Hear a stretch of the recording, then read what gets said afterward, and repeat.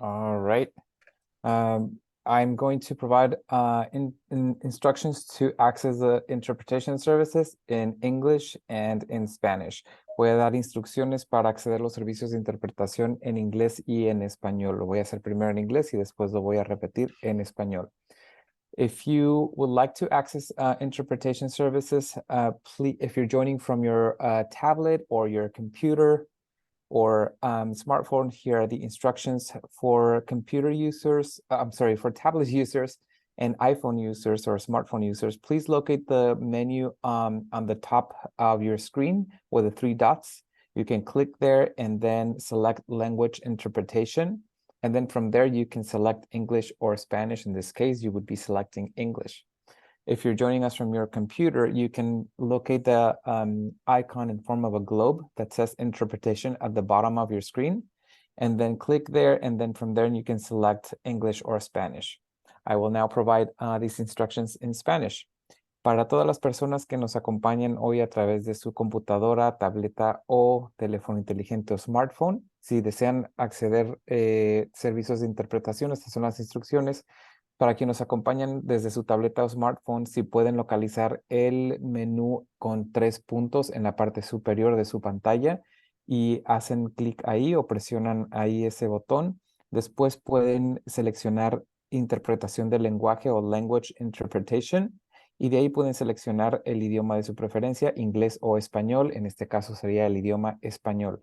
Si nos están acompañando a través de su computadora, favor de localizar el icono con forma de globo en la parte inferior de su pantalla que dice Interpretation. Y de ahí pueden seleccionar inglés o español. En este caso sería español. Creo que las intérpretes están ya en los canales de interpretación, así que pueden seleccionar su canal en este momento. Y con esto le cedo la palabra a Monique. Thanks so much, Domingo. Welcome, everyone. I see a few more people in the waiting room, so I'm going to go ahead and let them in. I'm going to go ahead and transition to our agenda here. We have, let me see here. We have a slight change on our agenda today.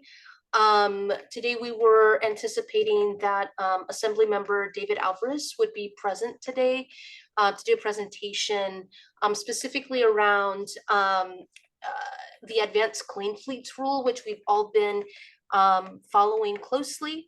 However, unfortunately, he's unable to join us this evening, and some emergency came up. However, we are working with his office to reschedule his presentation, so we will keep you all posted as to when he is available next to come.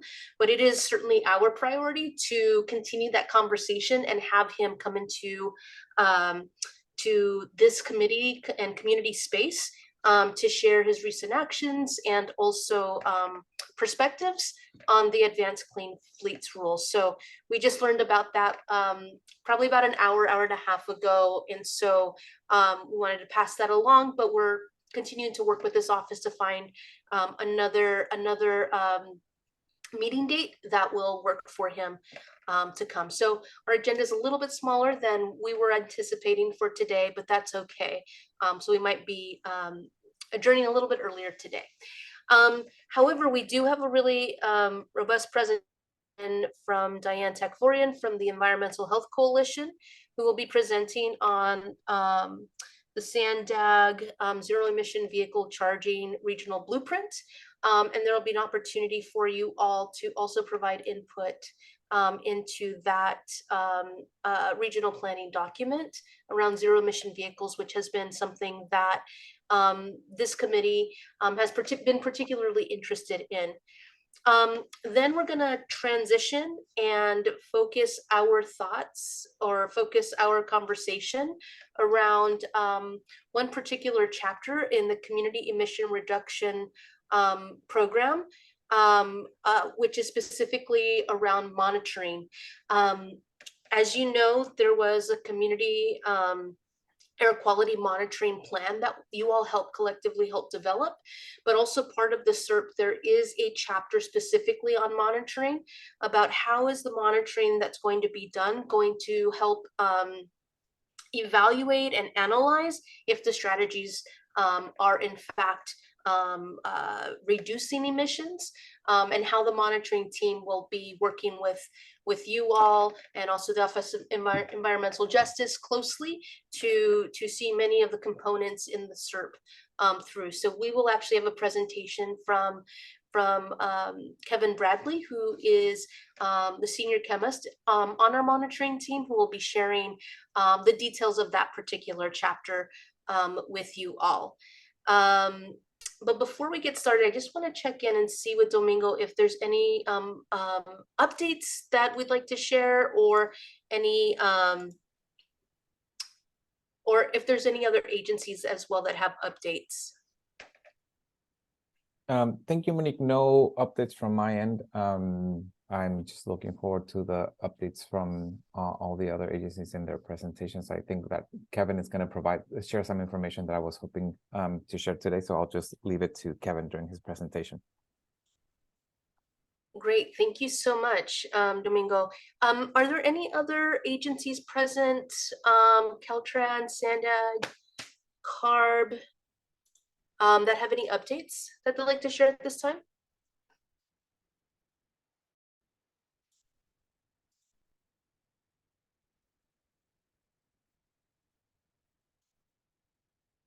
Okay, so with that, we can actually turn it over to Diane, and I've actually shared my the ability for you to share your screen, so you can also pull up the presentation if you'd like as well. Diane? Hey, hi Monique. Thank you so much for the opportunity to be here today. I think I was wondering how we have the presentation available in both English and Spanish. You had said that you were going to load both to the website, so I think it's possible to share both at the same time, but I'm not expert at that. So I don't want to take up everybody's time with trying to get that technology down. Should we just direct people to the website? Yeah, and I apologize. I have been without a laptop the past week. My laptop had completely, and so I haven't had access to the website this entire week. But what we can do, Diane, if you want to re-email me that, I just barely got access to the website again today. Maybe, would it be okay if we have Kevin share first, and I'll get that up while he is sharing, Yeah. and then we could transition to you. How does that sound? That sounds great. We'll get our act together. Yeah, if you just want to re-email me, I will take care of that, and I'll turn it over to Kevin. Buy us a little bit of time. Awesome. Thank you. Thank you. I'll do that as soon as I find it. Thank you. Thank you, Diane. Great. All right. Are you able to hear me, everybody? Cool. Okay. Yes. Let me get the sharing going here.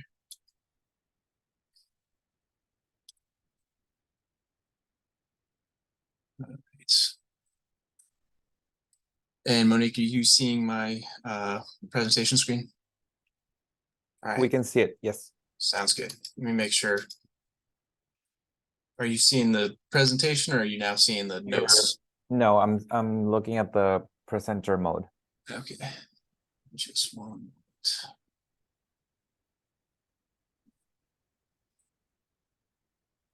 This tends to happen with Zoom. Let's see.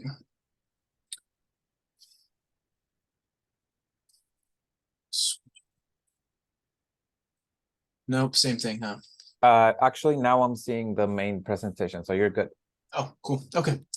All right. Well, good evening, everybody. My name is Kevin Bradley. For those of you who don't know me, I supervise the group of chemists that collect air samples and work with the data and try to understand what the air quality levels are in the international border community. So today I'm going to be talking a little bit about what my group does interfaces with the broader effort to reduce emissions and improve the air quality in the international border community. So if we just do a quick outline of what I'll be talking about. So I want to talk a little bit more specifically about the types of air pollution that my team is going to be targeting, as well as what the modeling data, first of all, what modeling data is, and then how that also helps us sort of understand a little bit more about what the goals are for the broad community air protection program and the emission reduction strategies, and how my group's the data that my group collects works in with that. And then finally, really just specifically talking about, okay, well, how does the community emissions reduction program benefit from the data that we're collecting, and what are some of the specific ways that my group supports the strategies and even evaluates the strategies that we are putting into place through the community emissions reduction program. So if I say CERP, I'm talking about the emissions reduction program, by the way. So yeah, that's kind of a quick outline of what I'll be talking about today. So right off the bat, one of the really important types of pollution that we're going to be monitoring is particulate matter. You might hear PM 2.5, you might hear PM 10 sometimes. There are a couple different ways that we talk about particulate matter, but for the purposes of this project, we're talking about particles that are less than 2.5 micrometers, which just to give a little context, that's like much smaller than the thickness of a human hair. So these are really, really tiny particles. And why that's important is that the smaller these particles get, the more deeply they can penetrate into the lungs, into the bloodstream. Depending on the chemicals that make up these particles, they can cause different types of health problems from there. So some of the more serious health problems include cancer, cardiovascular disease, asthma, bronchitis. They can also worsen, the particles can also worsen existing respiratory issues. So really just something that we want to make sure we reduce as far as the levels of these things in the air. Particles tend to come from vehicles, construction, wildfires is kind of a specific example, depending on what else is going on. Obviously throughout California, wildfires are a big concern. So yeah, so all sorts of different places that these particles can come from. We have been monitoring for particulate matter in a couple different ways that I'll talk briefly about. We put some continuous monitors that use this light scattering technique to measure. The reason I bring that up, I don't want to get too into the technical details, but there's two different really traditional methods. There's light scattering method, and then there's a filter-based method. And the filter-based method is more of the historical way that it used to be done. And then as technology has advanced, there's these more sophisticated methods where you might shine a light or a laser into a sample and be able to measure the amount of particles that way. The reason this is important is that the light scattering or light technique tends to give higher values, even if you're looking at an identical sample relative to the filter-based. So that's important when we look into the data and try to understand what the trends are and what the levels are. We have to keep that in mind. So there's a lot of specifics and nuances to when we're looking at this data. But anyway, we did start monitoring with this continuous light technique at the Donovan Prison site back in August of last year of 2022. And we also put a monitor at our San Ysidro site of September of this year, just about a month ago. So as far as the levels that we're seeing and kind of the context around that, the EPA has sort of designated PM 2.5 or these 2.5 micrometer or less particles. Any level at 12 or above for an annual average is considered harmful to human health. Now, we don't have a full year of data ready to go yet. We have 2022 data that we fully processed. And so those are what some of the numbers you're seeing on the screen are. So on one hand, we don't have a full year of data, so we can't actually give an annual average. And that's what we should use to compare to this EPA standard of 12. That being said, the numbers that we see at the Donovan State Prison site are a little bit above 12. And so that's definitely higher than we want them to be. And also relative to the remaining sites in the county that we're looking at, the Donovan site tends to show higher levels. Again, with the caveat that some of the other sites use this filter-based technique, so there's kind of a baked-in lower expected level for those other sites. But all that being said, the main point here is that particulate matter levels are pretty high, and those it's going to be something that we target with our strategies with the emission reduction program. So particulate matter kind of is broadly talking about particles, and then there's subsets, and one of the really important ones is diesel particulate matter. And so it's the same idea. It's these really tiny particles, but these are specifically ones that were emitted by diesel exhaust or diesel engines. Part of the tricky thing with diesel particulate matter is that you can't separate out. If you have a sample of particles, you can't say, okay, these ones are diesel, these ones are not. There's no real way to do that. So what we have to do instead is monitor things that are markers of diesel particulate matter. And those two things are black carbon and elemental carbon. And so there's two different ways to measure those. Black carbon, I kind of mentioned light and filter based. So black carbon is more of a light based method. It's continuous.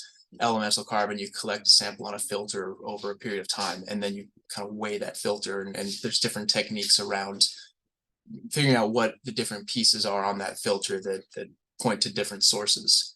The overall point here with diesel particulate matter, it's very tied to cancer risk. It raises cancer risk as those levels go up. So definitely a point of focus for us as well. Similarly, we started monitoring for this at the Donovan State Prison site in October of 2022 last year. San Ysidro, we began in October of 2019, so several years ago. However, this year our San Ysidro site was under construction for a number of months, so we're going to be missing some of the data from that month, and so we'll have to be a little more creative with how we think about the data, comparing months to months rather than full years to full years. But there are different ways we can analyze that data. As far as how the international border community compares to the remainder of the county, we tended to see the highest levels of black carbon at our San Ysidro site. So in the year 2020, for example, 241 out of 366 days, San Ysidro had the highest daily average out of all the sites that we have where we measure black carbon in the county. As far as what the levels mean, so I'll show a little bit of the data on my next slide, but at a level of 1, so 1 microgram per cubic meter, without getting too into what that means, that's like it's a measurement, like meters or like pounds. It's a way that we measure how high or low the black carbon levels are. So at 1, if 1 million people were exposed to 1 microgram per cubic meter of diesel particulate matter over the course of their lifetime, the expectation is that 300 would be diagnosed with cancer specifically due to the exposure to that diesel particulate matter. So it gets a little tricky because black carbon doesn't necessarily mean the exact same thing as diesel particulate matter. It's a marker. So we really just want to use the levels of black carbon over time to sort of decide how well our strategies are working in terms of lowering the levels of diesel particulate matter. So I know that's a little confusing and technical, and I'm happy to answer any questions at the end, but I'll go to the data here for a second, and just to kind of get the overall point across. So two things kind of jump out here, and what this graph is showing us is what the annual average is for each of our sites in the county where we measure black carbon specifically. And so the orange is San Ysidro, the purple is our site in Alpine, which is kind of what we consider our clean air site for diesel particulate matter. There's a lot less diesel engine activity in Alpine. And then the remainder are all in the Portside community. So whether it's Sherman Heights or Barrio Logans in that general area for the remainder of the sites on the screen. So two things jump out, right? The orange bar, which is San Ysidro, tends to be higher than the rest. There's a sort of missing data issue, not missing, but we only have data from December for Sherman Elementary School for 2022, which skews the data high because these levels tend to be higher in the winter. So that's a whole other thing. But so the two things that jump out are that San Ysidro tends to be higher than the other sites, and also that the levels have gone down 2020 to 2021 to 2022. So obviously 2020 to 2021 is a much bigger decrease than we saw 21 to 22. So what we want to do is sort of dig into what some of the reasons for that might be, but also just kind of long term as we start to employ more and more strategies as part of the SERP. We want to understand if we're going to see more reductions, evaluating which of these strategies are driving those reductions and kind of building upon that. And so that's where the data can really help us understand what the best strategies are for improving the air quality relative to diesel particulate matter or relative to other types of pollution, which we'll talk about more. So I'm sure a lot of you remember when we were first kind of getting set up with the steering committee and working on our air monitoring plan, we would ask just kind of open-ended, what are your concerns around air quality? And the two things we heard more than anything else were traffic at the border and odors coming from the Tijuana River. So in order to measure the odor side of things, we purchased some sensors that I'll talk more about in a little bit, but as far as the odors themselves, the chemical that we're targeting to measure those odors is hydrogen sulfide, typically associated with wastewater, sewage, things like that, and can cause nausea, headaches, and it's a quality of life issue, right? The odors day after day can be a mental health issue as well. So hydrogen sulfide has that sort of distinct rotten egg smell, that sort of sulfury smell that you may be familiar with. So far we are going to monitor for sure at our San Ysidro fire station. We have all 6 of our sensors there right now. And then we're going to move some of those sensors out to other sites throughout the area, including Imperial Beach City Hall, the Tijuana River Valley, 3 other locations. So we're working to get those locations finalized, but we're hoping within coming weeks we're sending these sensors out to multiple locations and starting to collect some of the useful data. And this is just another tool we can use as we continue to try to share this data with different partners at different agencies, and as different projects are put into place to try to alleviate this issue, we can continue to sort of measure the progress of different projects. I will say that the preliminary data, while it's preliminary, we are seeing levels of hydrogen sulfide that tend to exceed the odor thresholds or the odor limits where you would expect to be able to smell these chemicals. So the data backs up what everybody's been telling us, that this is an ongoing issue. So next up, different type of pollution we're going to be targeting is volatile organic compounds. So this is a really long list of different chemicals. They all have different qualities, different characteristics. Some are more toxic, some are less toxic, some tend to be higher levels in the background, some tend to be lower. But in general, they are released from vehicles, from industrial activities, things like that. And each chemical is different in terms of the health effects that it can pose. Cancer, asthma, nausea, headaches are all on the table with some of these different types of chemicals. And we've actually been monitoring for these types of chemicals for a long time. Way back, we had a site in Otay Mesa that was measuring as far back as 2007. All the way up till 2014. 2014 is when we opened. We moved our site over to Donovan State Prison, so we monitored there from 2014 to 2021. And then just a few months ago, we finalized a contract to start sending our samples out to contract laboratories so that we can increase the number of sites that we're doing, and we can send all these samples out so that we have the ability to expand the number of places we're collecting samples from. And so we began sampling at San Ysidro just this past July, and we're expanding to more sites as they become available. So the data that you're seeing on the screen here includes averages of a subset of these volatile organic compounds. So there's 9 that fall into what we call the tier 1 category. And these are the most concerning in terms of the ones that have the most important, most crucial health effects, the ones that we're really primarily concerned about. And so what I have is the average concentration that we measured at the Donovan site from 2014 to 2021, as well as the 1 in a million cancer level and the other health effects level, so the non-cancer effects level. What a 1 in a million cancer level is essentially if 1 million people were exposed to this, you would expect 1 person to be diagnosed with cancer as a result of that exposure. And so what I've done on this table here is just highlighted in yellow anything that's above the other non-cancer health effects level. So that'd be acrolein. So on average, that chemical is at levels where we would expect adverse health effects to occur. And then in orange, I've highlighted the chemicals that are above the 1 in a million cancer levels. So benzene, 1,3-butadiene, and carbon tetrachloride are those 3 chemicals. So again, we want to continue to monitor these chemicals over long periods of time. And hopefully see reductions as different strategies get put into place. But we've established some baselines over the past several years with the monitoring that we have done, so that we can try to understand where we're at and where we're moving to as we, like I said, put different strategies into place to clean up the air quality. So similarly to volatile organic compounds, metal particles can also be released into the air, and there's a bunch of different kinds. Not a list of 57, but I believe it's top of my head, I think it's 15. And again, I've put the tier 1 metals on the screen in the data here, but just to kind of give a quick background, They're not quite as small particles that we're looking at as the PM 2.5. It's less than 10 micrometers instead of 2.5 micrometers. So still really tiny, cause lots of problems because they can get deep into the lungs and blood vessels and things like that. Metals tend to be released also from vehicle emissions, but specifically tire and brake wear can be a source of metals in the air. Roadside dust as well. Different industrial activities can also contribute to airborne metals.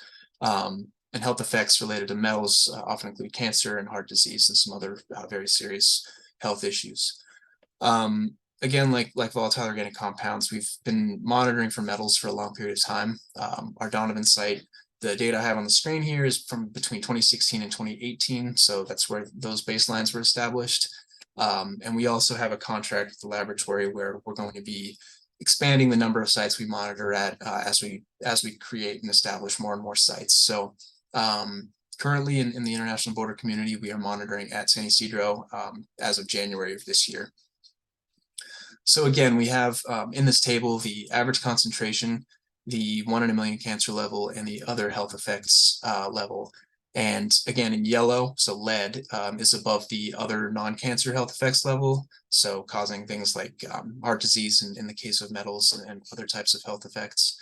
And then in orange, I've highlighted the chemicals that are above the 1 in a million cancer level. So arsenic, cadmium, and nickel are those ones. So specific concern for those types of metals that we are I guess specifically keeping an eye on, but we're also collecting data on a broader list so that we can continue to understand the progress that we're making in this program.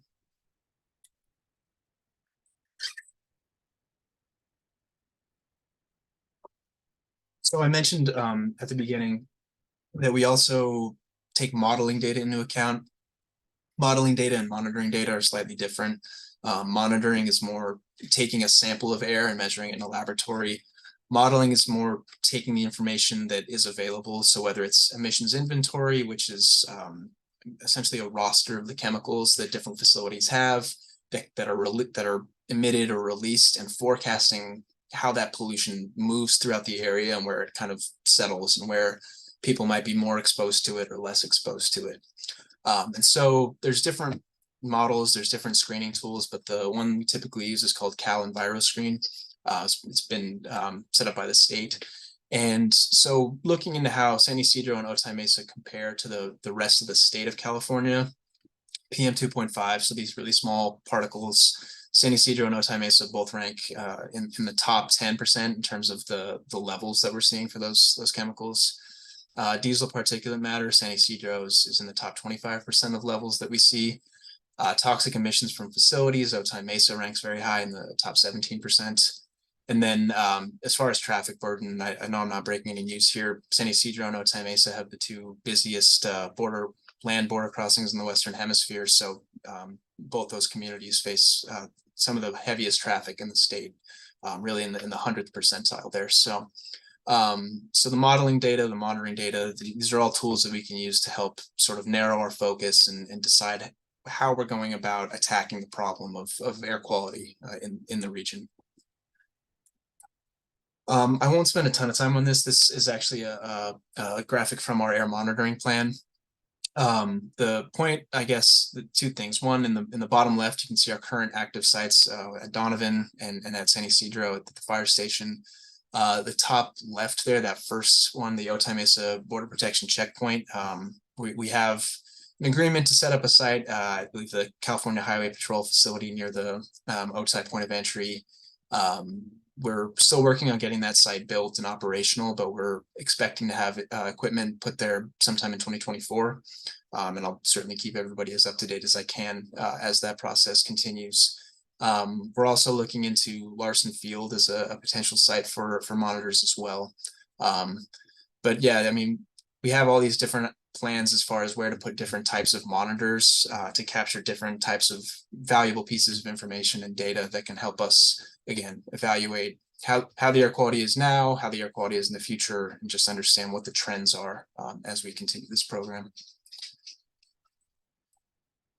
So the last kind of overall topic I'll be talking about is how all of this connects back to the community emissions reduction program. And I know Monique's been hard at work getting input from the community and drafting this. So the way that my team interfaces with this, again, is to collect data so that we can understand how well these strategies are working.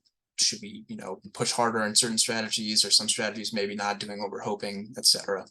But one of the sort of subtopics of these strategies is community care.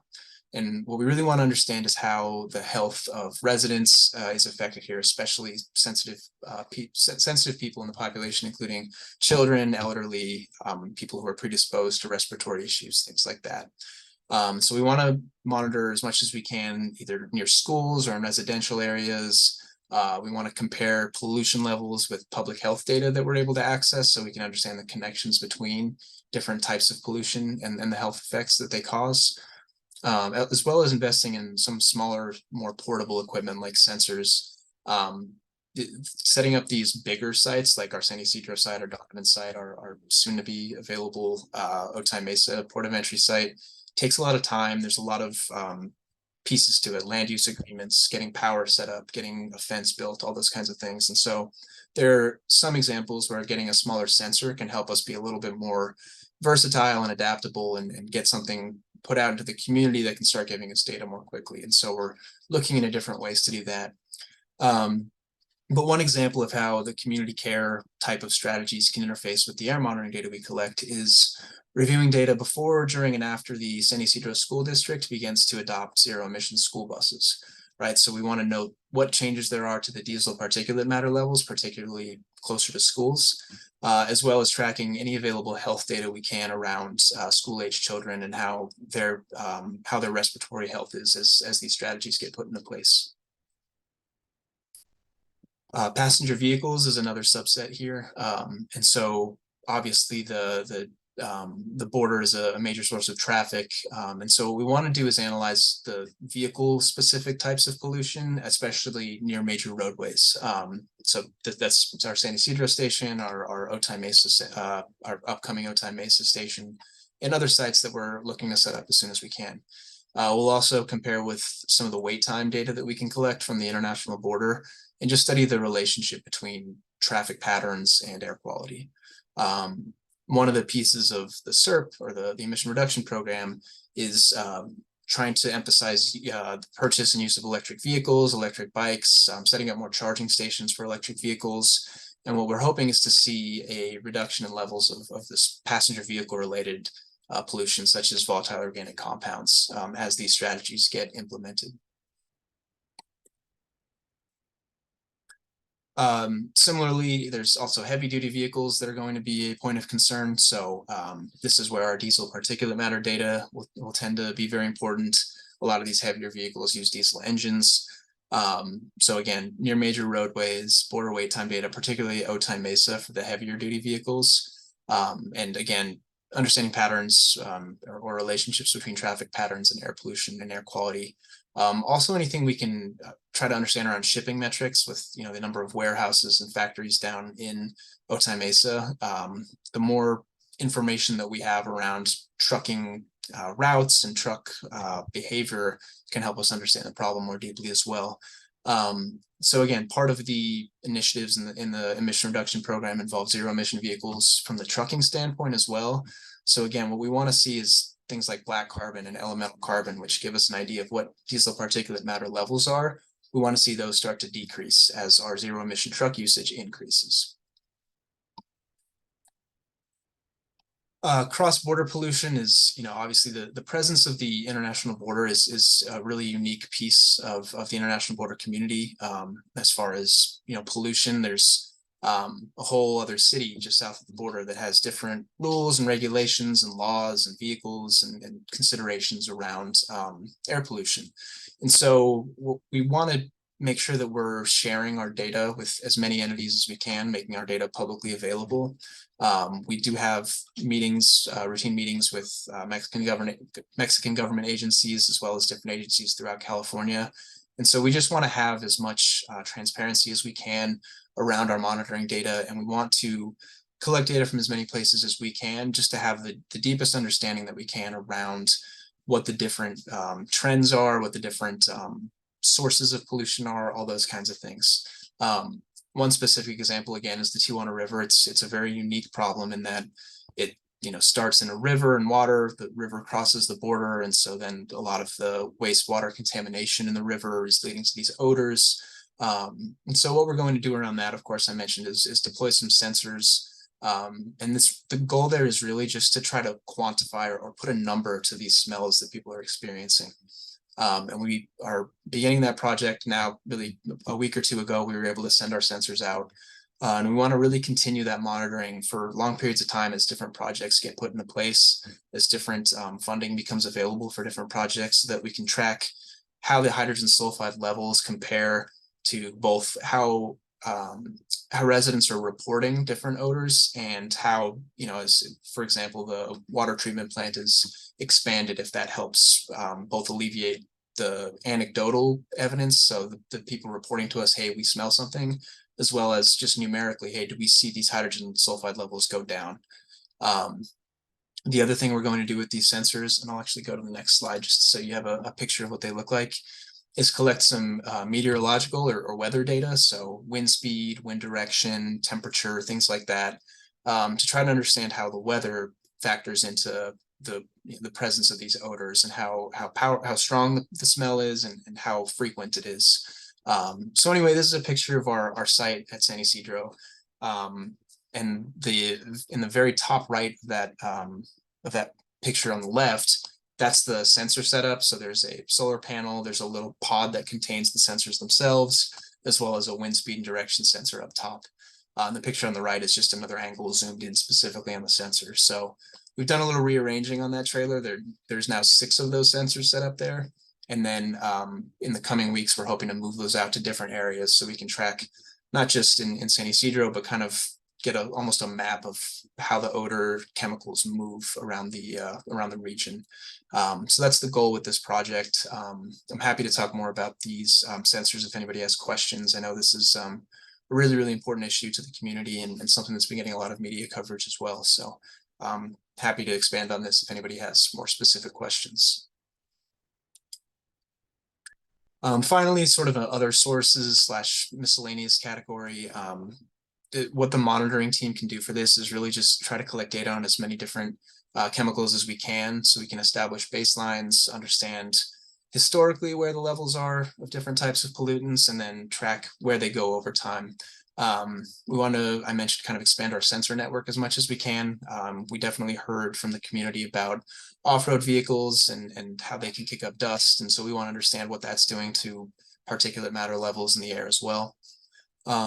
I mentioned sharing data with other agencies. We also want to do that with academic institutions. I know there's a couple SDSU professors in our steering committee here. So, exploring research opportunities and supporting them in any way that we can is also part of our goal.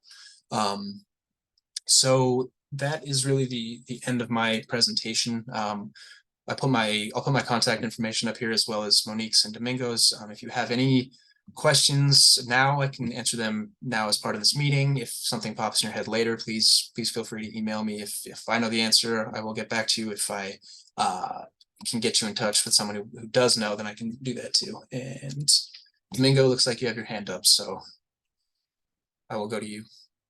Thank you, Kevin. Yes, I just one comment that I wanted to make that I think it's also relevant for this group.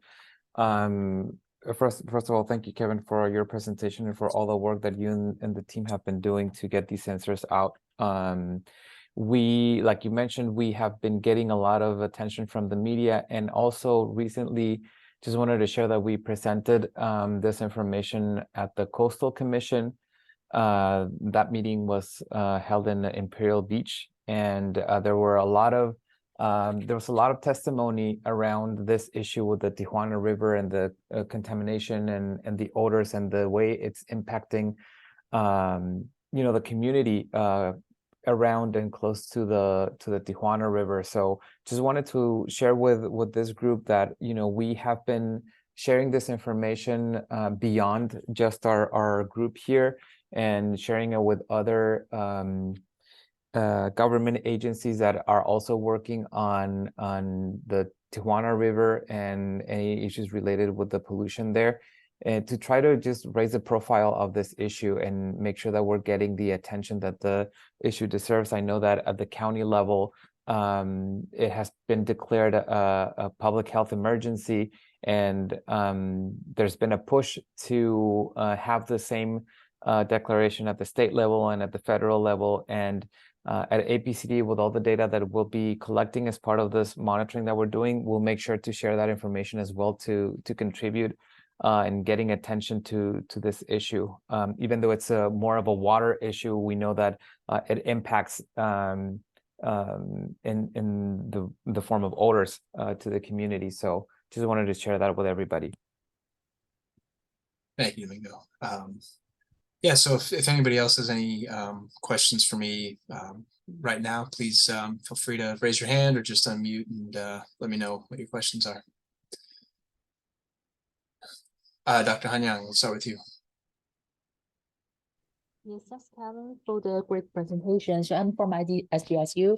I have a few questions. So first, can you please clarify, so where did you get your metal data? So is this the average across several monitoring sets, or is this from one site?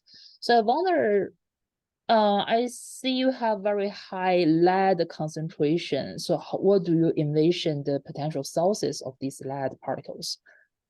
Yeah, so this data was collected specifically from our Donovan site between 2016 and 2018. There's been some challenges as far as that program with staffing, so that's kind of what we have available as far as the most up-to-date data. So that I think that was the first part of your question, is where this data came from. So yeah, 2016, 2018, there in Otay Mesa near the Donovan prison. Lead specifically, I honestly don't know specifically as far as speaking of what the sources are. I think it's important that we do try to understand more deeply what those sources are. I read an article today that the EPA designated lead in aviation fuel as something that's really important to air quality. So and I know there is the Brownfield airport there, but I don't want to necessarily point fingers directly at anybody right now without evidence of where those emissions are coming from. But yeah, I agree. The lead levels are significantly above that. That 15 is the level where above that we would expect adverse health effects, and we're definitely well above that. So definitely a point of emphasis for that. Did I answer your question? Is there any other? Yeah. So maybe you can, try to correlate the lead concentration with other metals and see if there's any correlation among these metals, and maybe Definitely. some of them can point to the same source. Yeah. And well, I have another question about VOCs. So, Okay. So for the VOC measurements, can you talk more about your sampling strategy? So did you do the monitoring every day? So, that's very important if you want to track the odor. Mm-hmm. So VOCs, we do 1 in 6 sampling, so 1 sample every 6 days. And that's been, as far as I know, consistent from, so the data on the screen here is the 2014 to 2021 timeframe at Donovan. As far as I know, that was also the case from 07 to 2014. This the 1 in 6 sampling. What was the second part of your question? Yeah, so since if you want to track the odor problem, I think better sampling resolution may help you better understand where the odor is from and definitely.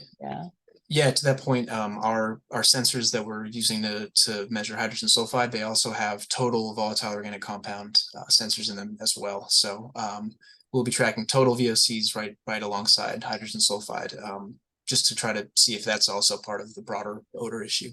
Okay, thank you. Thanks. Dr. Quintana. Hi, thank you for that really great overview and for your hard work in getting all those things cited. I know it's really a lot of legwork to do that, and along as well as your other things you're doing. Great presentation. I guess you had called about traffic in San Isidro as being an issue and monitoring that with both truck and vehicle traffic. as well as odors. But I just wanted to say that we've seen historically high levels of black carbon overnight, quite in the winter especially, and somewhat correlated with more southerly winds coming from Mexico in the winter. But seeing that in San Isidro, but also even at the visitor center and the Estuary Nature Center.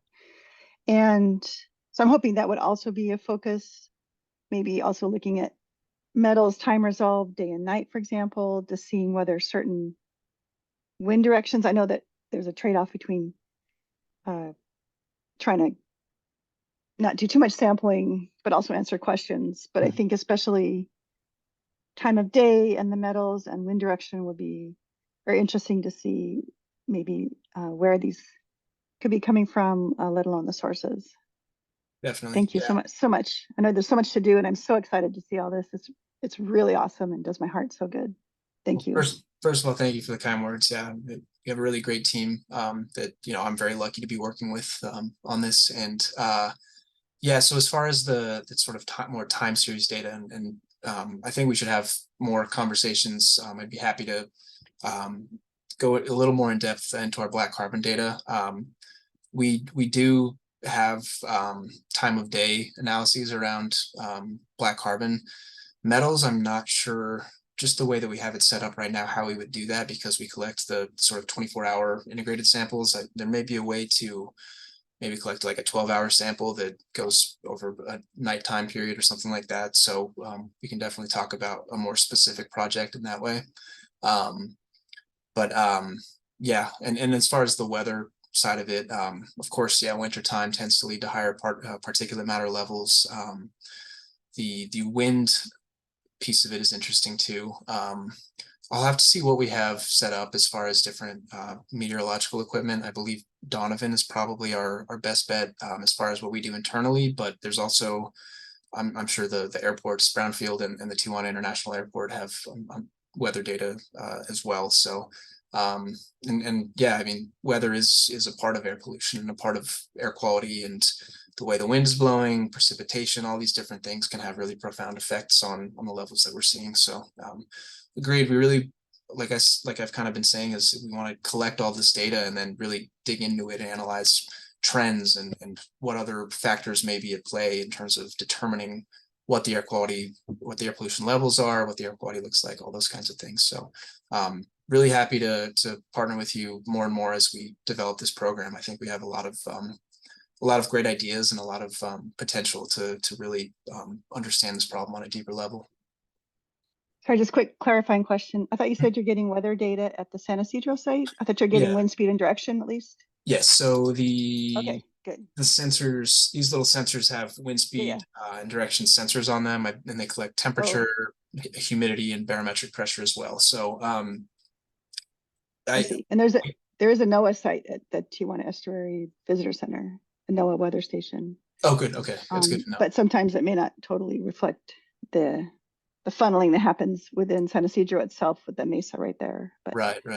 That's great to have data from San Isidro. Yeah.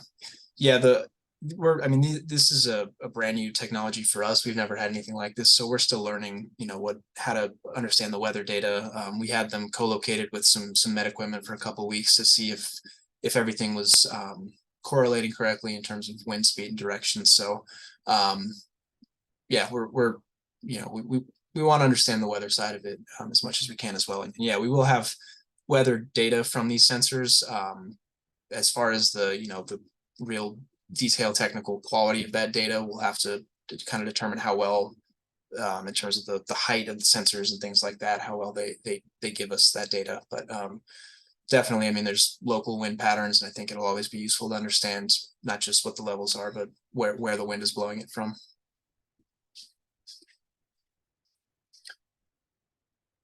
Does anybody else have any questions for me?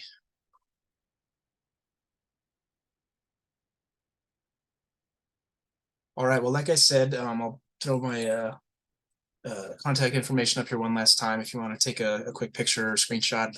And again, if you have any questions that pop in your head later, please feel free to reach out, and we'll do our best to get your questions answered. yeah, thank you, everybody. And yeah, we're excited to keep this project going, and I'll turn it back over to Monique. Thanks so much, Kevin. Tomorrow I'll have this presentation uploaded on the website as well. But essentially what Kevin went over is the monitoring chapter in the community mission reduction program. And so this does a really nice job. Kevin's presentation did a really nice job of really uplifting the highlights of what's in that particular chapter. A lot of it is stuff that you've all have already heard when we reviewed the community air monitoring program back in April, I believe, or March, when we reviewed that draft. But what I really appreciate what Kevin and his team did for this particular chapter in the SERP, instead of repeating all the same things that were in the camp, really highlighting and connecting what the monitoring team is going to be doing, connecting it directly to the strategies you all help co-identify and develop. So I'll have the presentation up tomorrow, so that if folks are interested, can take a deeper dive into that, and certainly follow up with Kevin or myself or Domingo if there's any questions or any other recommendations you all have to be included or to be considered, right, for the monitoring team as the strategies begin to be implemented as well. So thanks so much, Kevin, for sharing that. I'm going to try to share my screen here as we transition to the next topic. Can everyone see my screen okay? I'm trying to project two slides at one time. I can see both. Great. I hope they're not too small. And what I'm also going to do, I'm going to stop sharing for just a second and I'll be able to share it again. What I'm also going to do is share a link as well in case it's too small and you want to follow along. I'm going to share a link in the chat box. And this link here is going to take you directly to our meeting page. And I'll share that with you in just a second. Let me see if I can get that up. 1 second. Okay.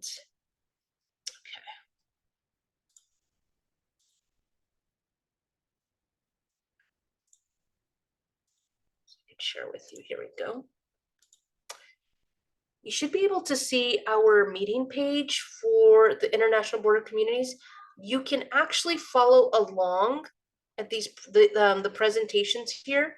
There's a link for English and there's a link for Spanish. And so if the presentation is too small to see on the screen, because I do have both up on my screen, so you can actually retrieve them here and follow along on your own as well. So let me go ahead and get the two back up. 1 second. And I will go ahead and turn it over to Diane. Thanks, Monique.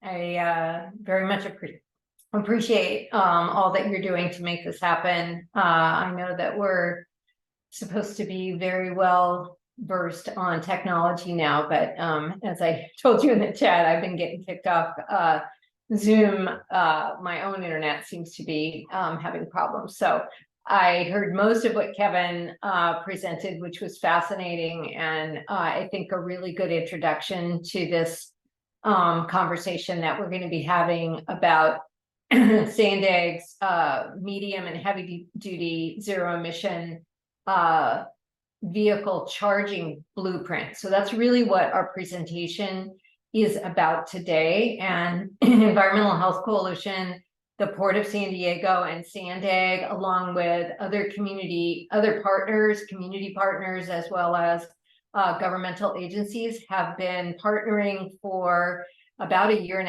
now to develop a plan for how we can really move forward on California's zero emission goals, particularly related to medium and heavy duty trucks and vehicles, and how we can really make sure that we have the infrastructure here in San Diego so that we can make that transition more seamlessly. And that has been the purpose of the work with SANDAG.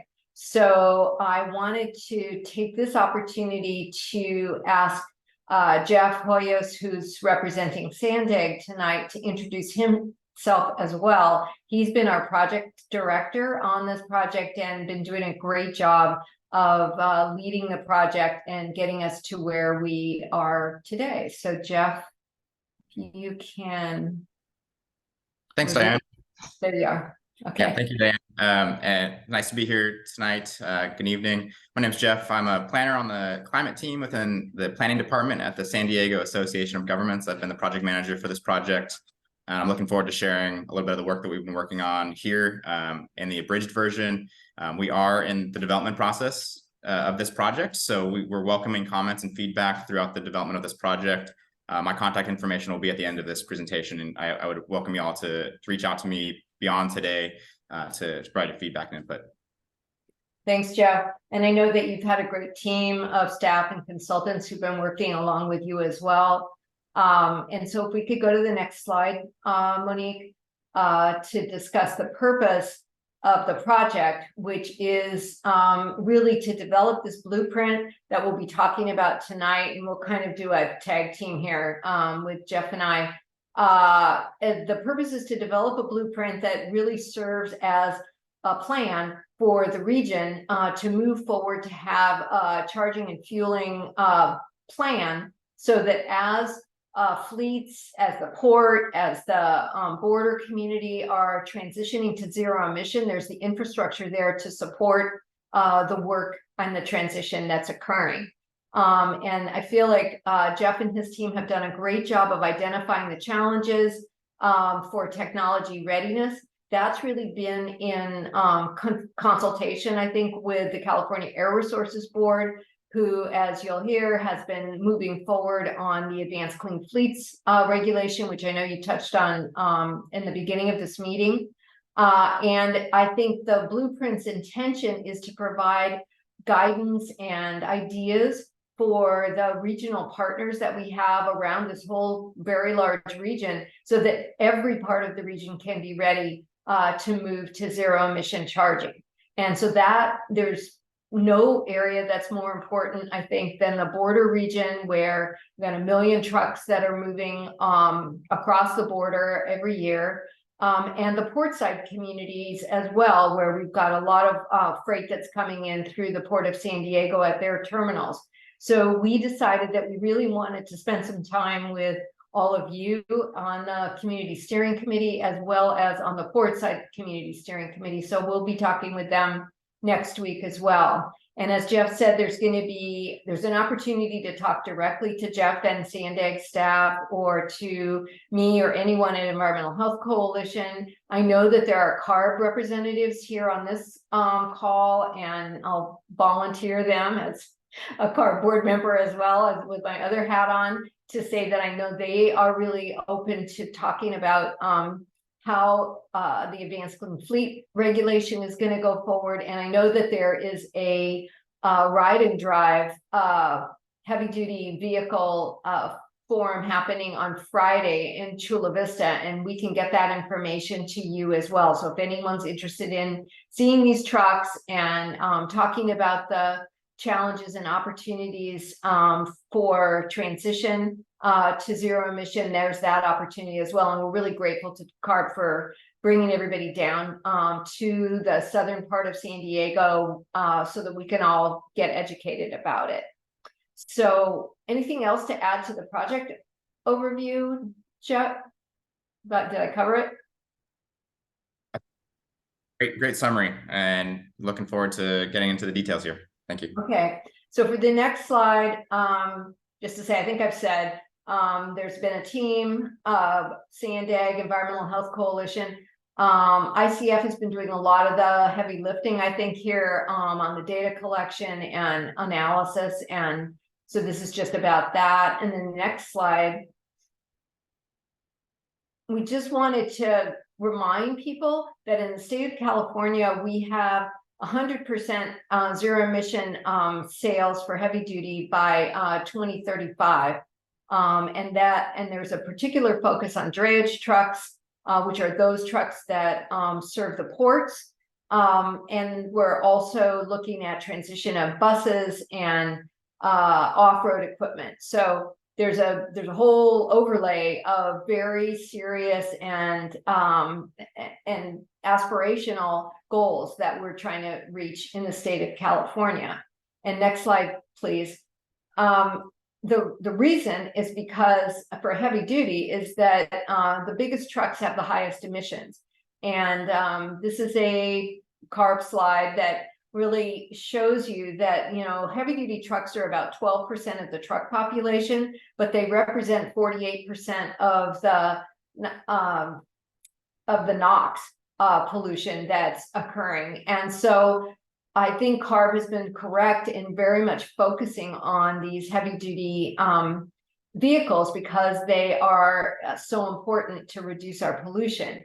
And as I think we have in the next slide, San Diego is still challenged for NOx and for particulate matter. We're still in non-attainment for those in the state, and we really need to reduce those emissions. So these are the purposes, the reasons for why we're trying to move forward with the Advanced Clean Fleets regulation and other regulations that will reduce diesel particulate matter.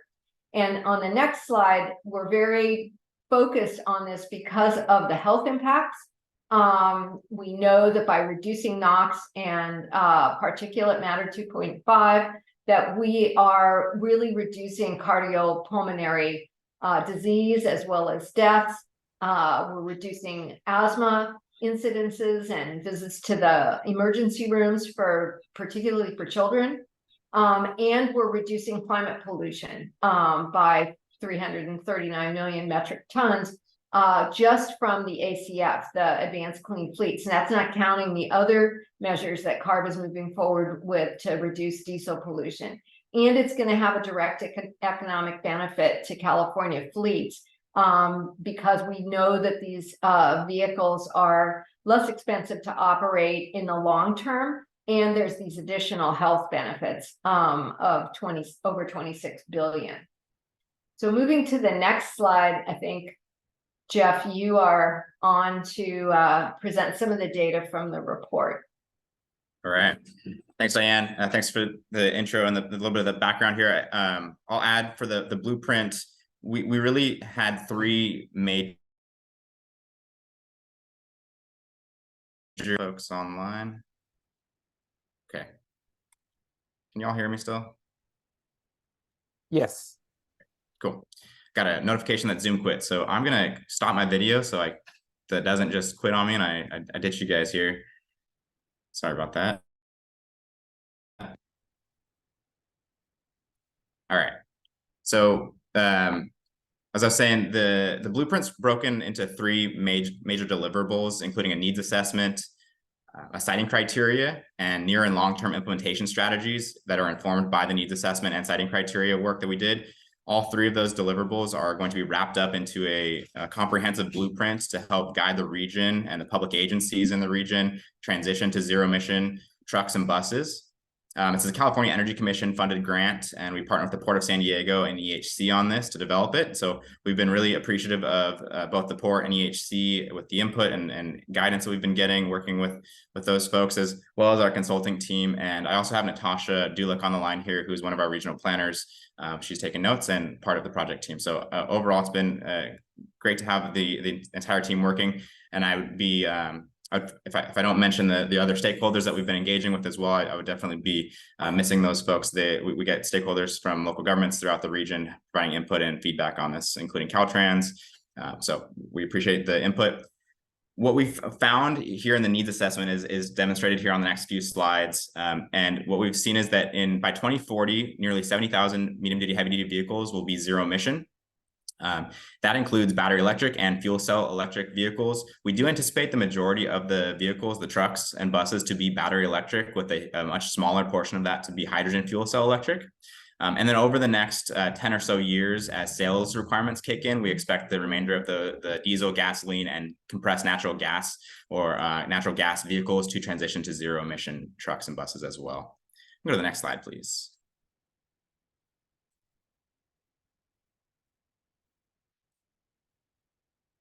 as we, 70,000 vehicles by 2040 is nothing to shrug at. It's a quite a big number of vehicles, and that means that there's going to need to be charging and fueling infrastructure available for those vehicles on the San Diego County roads.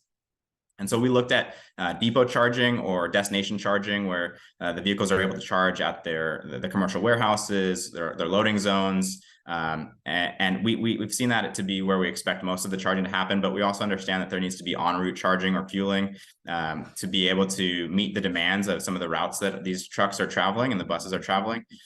So we expect there to be public charging infrastructure demands needed. If we go to the next slide, we can kind of show what that magnitude looks like.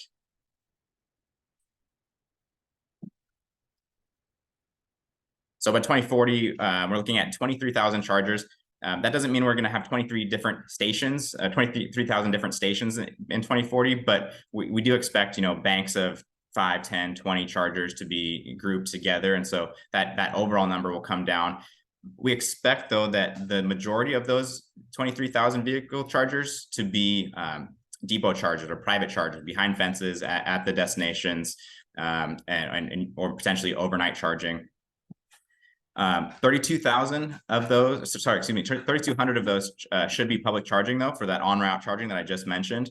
And so it's a sliver of the overall charging need, but it is an important need to be able to meet those route demands. The next slide shows the hydrogen demand expected, and it's a little bit hard to compare the two. And so we, in our blueprint report, our final report, will have an equivalency comparison, so you're able to better understand how much hydrogen is being suggested or I guess modeled as a need for the region versus the charging infrastructure needs. But 65,000 kilograms of hydrogen per day will be needed to support the 70,000 zero emission vehicles or trucks and buses by 2040. And that's roughly broken out to 83 hydrogen fueling stations.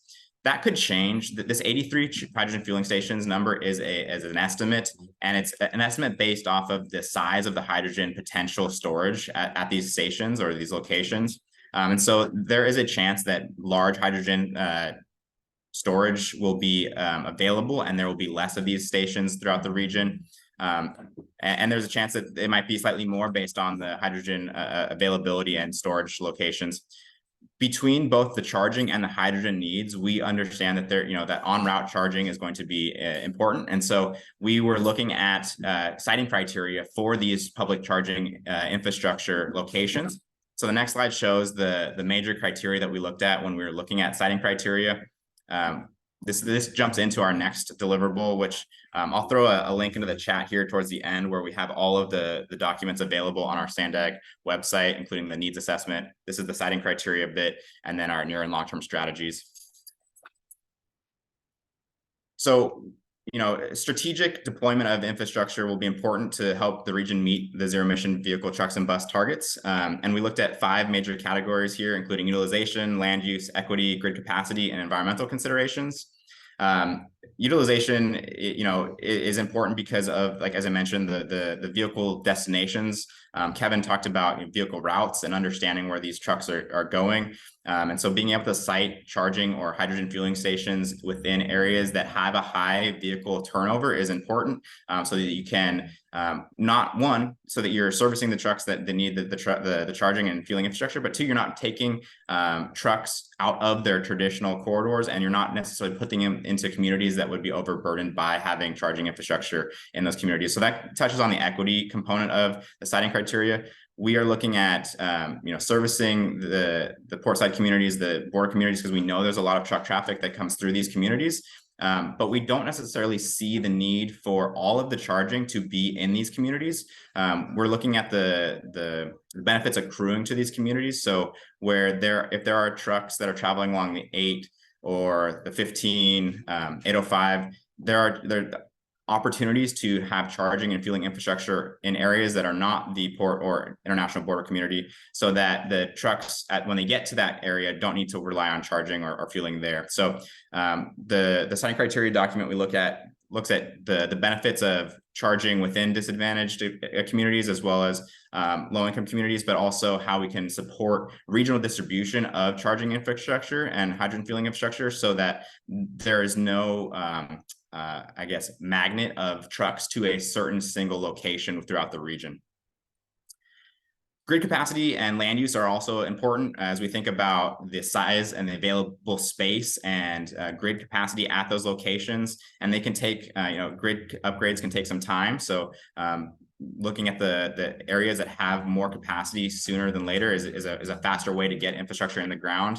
And then, of course, environmental considerations are important when we look at the California Environmental Quality Act and NEPA. There are potential ways to streamline the charging infrastructure installation. But when we look at streamlining infrastructure, we're not looking at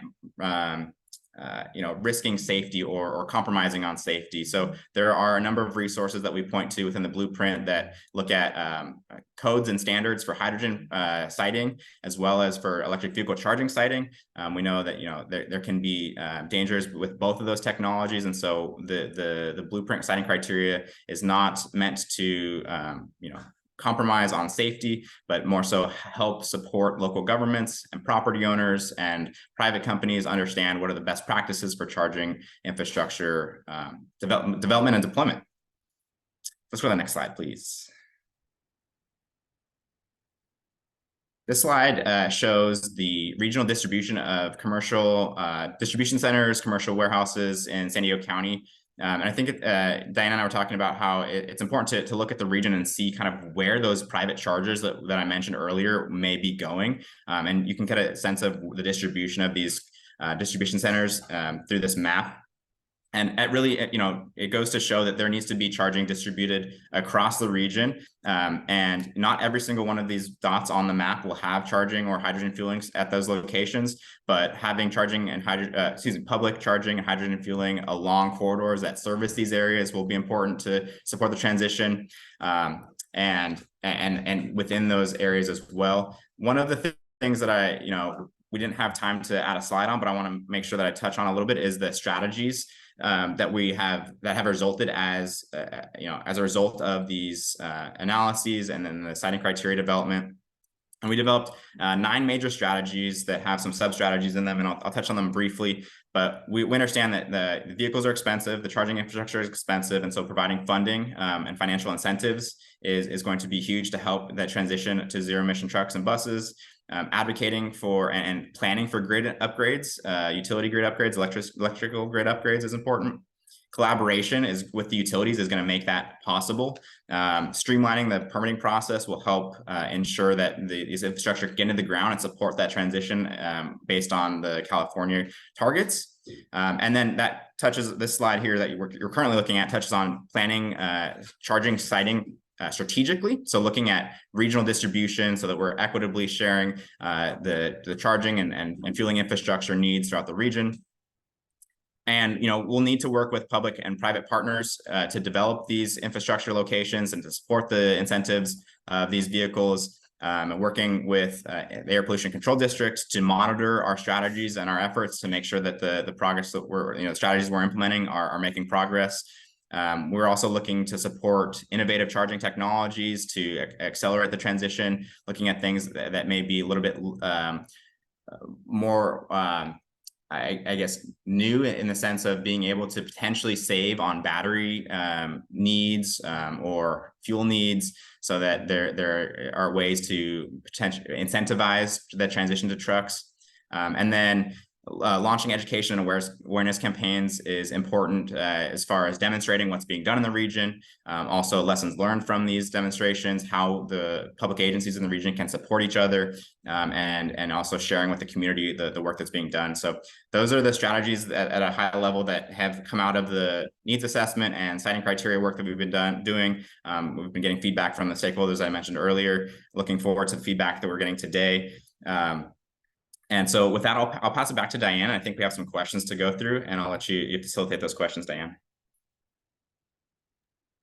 Thanks very much, Jeff. So I think Sandaig's interested that this, if I'm not mistaken, will be released to the public in early November. And there'll be about a month for the public to actually comment.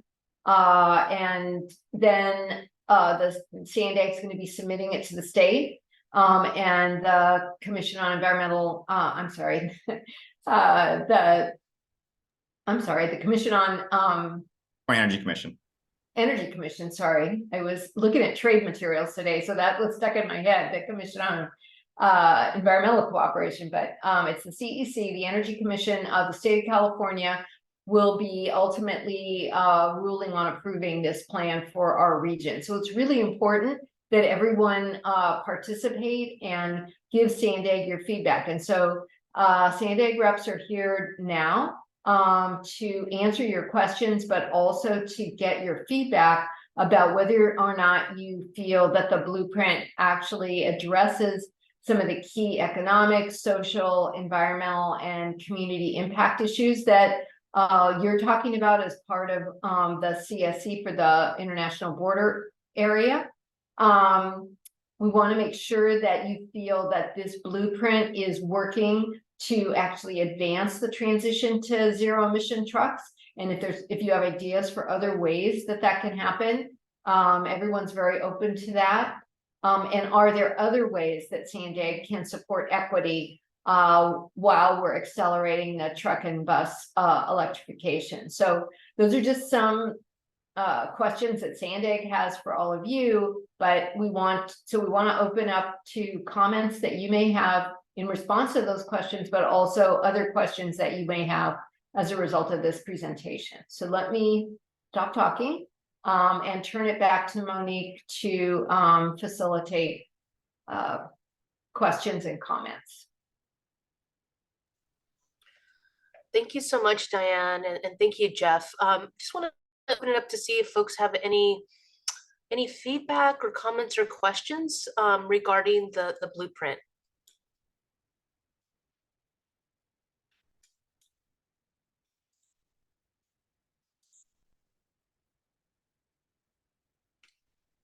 Nicholas.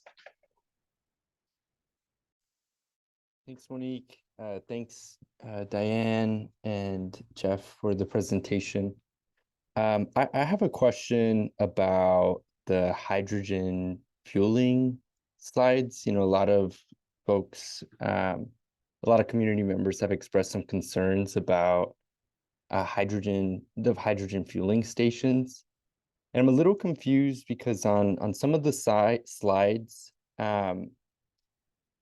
they said there's a need for 83 hydrogen fueling stations by 2040.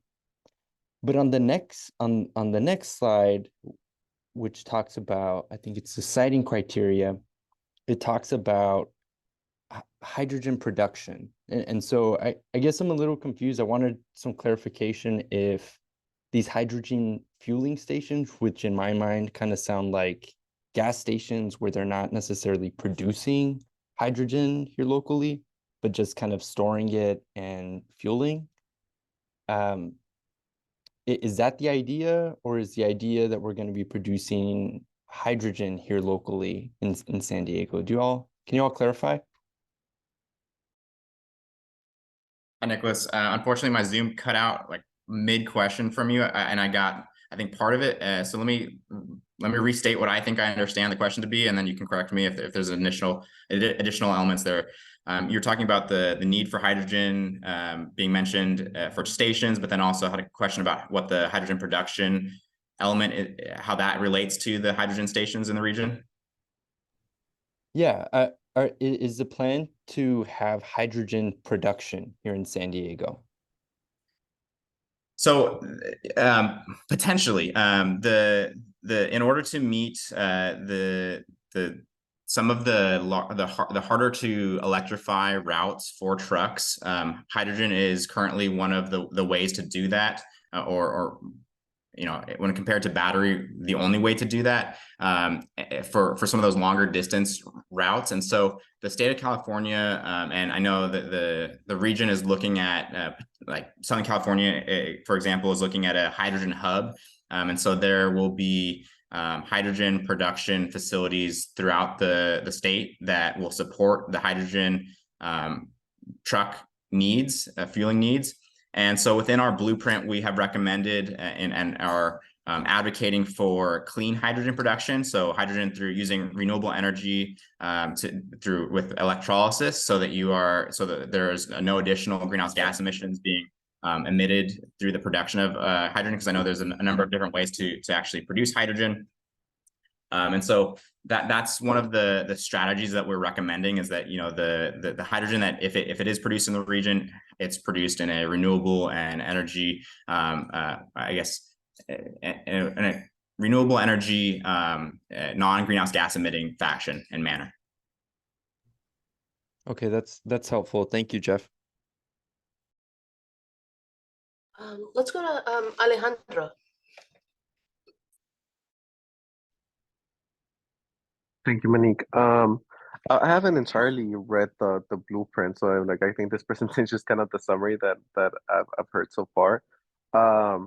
I know that there's by 2035 we plan on 100% all electric or zero emission vehicle sales, and within the next 10 years to make a transition for the remainder. But from here until 2035, is there a plan to phase out first the older trucks and give priority to those, or is there or as long as you're phasing out from diesel, doesn't matter if it's 1999 versus 2010? I'm not sure if there's a plan in regards to that. Could one of you speak to that aspect?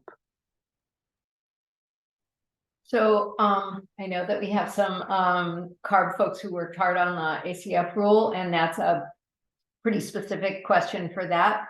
And so, Paul, thank you so much for turning your camera on. I was hoping you might do that, but so why don't you go ahead and answer the question? Yeah. So we've tried to do a lot of things to clean up the trucks on the road between now and 2035. So I'll start with what we've done up to this point. So we've recently finished implementing our truck and bus regulation, which made sure that we essentially got all the trucks manufactured before 2010 off the road. Those are far dirtier trucks than what we have today. So that was a major step in just making sure we have cleaner diesel trucks on the road. So what we're doing now is that starting in 2024, manufacturers have to start selling an increasing portion of sales eventually as zero emission, eventually ramping up to that 100% zero emission by 2035 or 2036. And at the same time, we're tightening up the engine standards significantly so that all newer vehicles are sold are far cleaner. That's our heavy-duty omnibus rulemaking. Our board recently adopted the Advanced Clean Fleets rule, which it does a lot of things. As I mentioned, sets a 100% sales requirement for manufacturing 2036, but also sets requirements that drayage trucks at the ports, government fleets, and what we call high priority fleets, which are most of the larger companies, larger fleets, will need to transition to zero emissions starting, for the most part, in 2024, with some potentially later start dates for more difficult categories. So between now and 2035, a large portion of the state's trucking fleet is going to be transitioning to cleaner zero emission technologies. And we're doing a few other things in the background as well. We started a new basically a smog check program for trucks, just making sure that once trucks are sold, they continue to operate as clean as possible. So we're doing a lot of things right now to make sure that we can clean up the state's trucking fleet, and we'll eventually phase into fully zero emission between now and 2045. Thanks, Paul. The only other thing I would like to say is we're lucky here in San Diego that the Port of San Diego has adopted the Maritime Clean Air Strategy, which actually calls for 100% zero emission trucks by 2030 and 40% by 2026. We're trying to jumpstart ACF here, and that goal is also referenced in the port side CERP.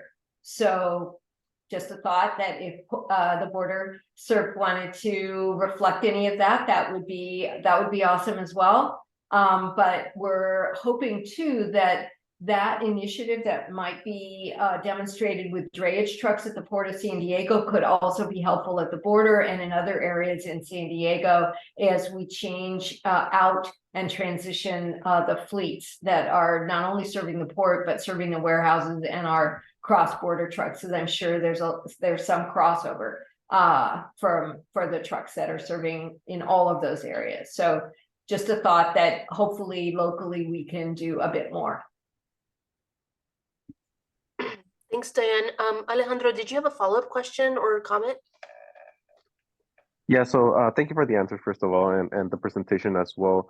I do appreciate that suggestion, Diane, because yeah, I think thinking about the citing criteria again, where it's the priorities are like utilization and equity, I think those are probably gonna go hand in hand because the vehicle volume is usually higher in disadvantaged communities either way. And just I think it sounds like a really good plan. We should definitely look into adopting something similar in the border community that the port side did. And then I was just thinking on maybe on that citing criteria as well, not just vehicle volume, but I guess for the border sometimes it might not be as many trucks, but they're definitely idling, waiting to cross. So looking into like hours of operation, or is that what dwelling time means? Sorry, yeah, that's just I'm not familiar with that word. Yeah, that sounds good, Alejandro. Certainly it's going to be different, but we know that both communities are overburdened with these heavy duty trucks. So I think it's a great idea for us to for there to be collaboration. And luckily you've got all these great Air District folks here that can help to work with that. And I would want to say that I think that CARB really focused, the CARB board and staff, but I think there was a lot of discussion at the CARB board about the border and the unique nature of the border and the need for us to really talk about how CARB can really help to facilitate that transition at the border. So I think that's part of the reason you're seeing this ride and drive on Friday. And there have been multiple other meetings that have occurred to really help fleets make that transition. So I appreciate the work that CARB staff is doing to make that happen. And I think that the border CSC can really work together and we can actually do more and get it into the CERT, but actually make the work happen now, even in advance of the CERT. Are there any other questions or comments?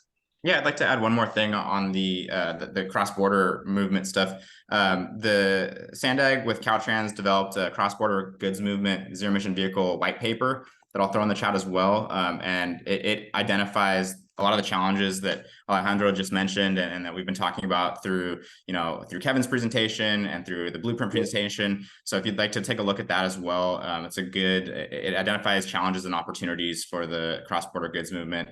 One of the recommendations that we have in our blueprint is to support consistent policies, between regions, but also across the border, and working to support best practices being shared and coordination with our Mexico neighbors. So it's a good white paper to take a look at for folks that are interested.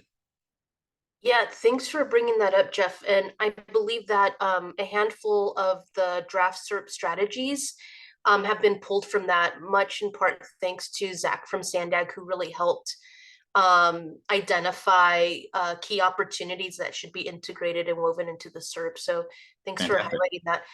Paula. Thank you. Oh, there I am. Thank you. I just had a quick question, and you mentioned, looking at funding sources for the needs here, and I didn't know if you could speak a little bit in a little bit more detail about that and how this blueprint integrates with the work that Sandag and a lot of us are doing with the preliminary climate action plan and potential IRA funding that may be available. So if you could talk a little bit about that. Sure, Paul, it sounds like you know exactly where we're thinking about trying to get some funding, and it's through that priority climate action plan. So we're currently working on developing measures for folks that aren't as familiar with the priority climate action plan. We got funding through the EPA to develop a regional climate action plan. It's the first for our region. We've done elements of a climate action plan in our regional plan, but this time around we're developing a priority climate action plan and a comprehensive climate action plan over the next by 2025. The priority climate action plan is due in spring of next year. And so we're currently looking at developing strategies that can reduce greenhouse gas emissions throughout the region and improve public health. Transportation being the leading cause of greenhouse gas emissions is where we're focusing, as well as building decarbonization. And so we're in that process, and Paula, we'll have some opportunities to share with the region as we have a climate table meeting. We'll probably have 2 of those, one towards the end of this year and one early next year for implementation or feedback and input on the climate action plan. And right now what we're doing is we're working on quantifying measures and trying to understand how we can get our best bang for our buck. The Priority Climate Action Plan opens up the region for $4.3 billion of funding nationwide. That doesn't mean we're going to get $4.3 billion here in the region, but we are eligible for to apply for some of a piece of that large pie of money. And so we're looking at ways that the measures that we are recommending for the Priority Climate Action Plan to be ways that we can secure funding to support things like the blueprint elements that we were talking about today and SERP strategies as well. Great, thank you. Thank you so much, Jeff. Any other questions or comments? I have a quick question / comment. Well, first of all, thank you for sharing this information with us. I appreciate the table that had kind of the criteria as well, the siting criteria. But I also appreciate too the map that shows the warehouses and distribution centers. So you kind of are keyed into where kind of the concentration of a lot of these facilities may be, just given the nature of existing infrastructure and zoning and so forth. And I want to particularly focus on the one element around the benefits for managed communities, given kind of that continuing kind of concentration. One of the things that the steering committee has brought up in terms of a SERP strategy specifically for electrification for folks with their own vehicles as they also begin to transition to zero emission vehicles as well. And as we know that there isn't a lot of, or if any, in some of these communities, charging stations for personal use. And I'm wondering, as part of kind of an equity measure here, would also be in those communities that are going to have kind of much of this other infrastructure supporting these heavy duty trucks. Are there going to be efforts in terms of benefits towards these disadvantaged communities to ensure that they also have access to charging stations as well for their vehicles? And would they be also to access that at a subsidized rate as well, right? Because electricity certainly isn't free, as part of kind of thinking comprehensively in terms of what those potential community benefits can be during this transition. Yeah. That's a great question, and the short answer is yes. We're looking at passenger vehicle electrification efforts throughout the region.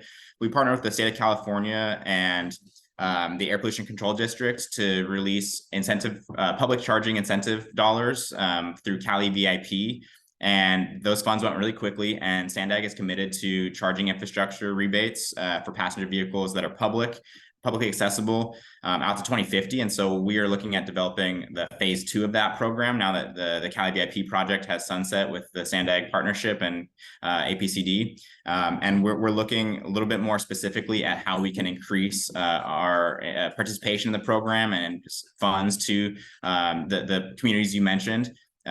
In the first round of Cali VIP, we had 45% of our funds going to disadvantaged and low-income communities, which was great. But the funds went so quick that we understand that there's definitely still the need for that public charging infrastructure in the communities that are being affected. So short answer is yes, we're working on a round 2 of that for public charging.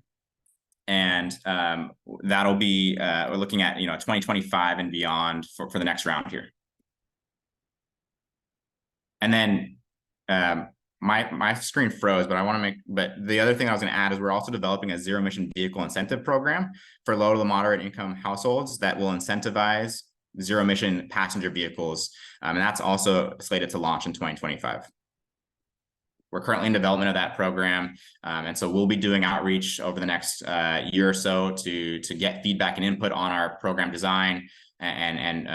So we'd be happy to share that information as we have more. We just got started earlier this year, a couple months ago. So we got project team on board, and we're going through the existing conditions analysis right now. But as we have more ideas around the program, we'll definitely be bringing that for outreach.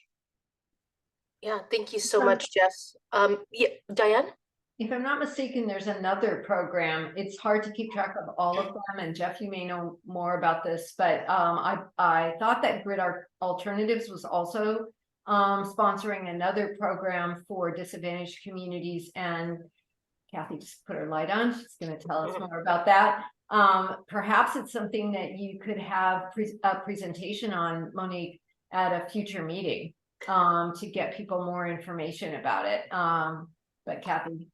And I just want to say the warehouse map, thank you, APCD. So we stole that totally and thought it was a great representation, but I should have acknowledged that from the beginning. So glad you like the map. That's great. Yes, Diane, you're talking about the Clean Cars for All program, and that we are in kind of a soft launch phase of that right now.